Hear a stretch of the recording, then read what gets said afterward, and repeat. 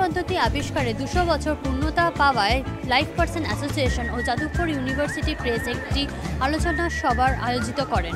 1824 সালে এই ব্রেলের প্রথম যে প্রাইমারি যে স্ট্রাকচারটা সেটা মসিয়ে লুই ব্রেল তিনি তৈরি করেন। তার তখন বয়স ছিল মাত্র 15 বছর এবং ব্যক্তিগতভাবে তিনিও দৃষ্টিহীন ছিলেন। তারপরেও বেশ কিছুদিন তিনি গবেষণা চালান। মোটামুটি 1837 সাল নাগাদ আমরা আজকে এই ব্রেল সিস্টেমটাকে যে ফরম্যাটে দেখতে পাচ্ছি এই আধুনিক রূপ তিনি নিজের হাতেই দিয়ে যান। তারপরে 1854 সালে ওই ফ্রান্সে প্রথম এটা সরকারিভাবে স্বীকৃতি লাভ করে ব্রেল পদ্ধতি।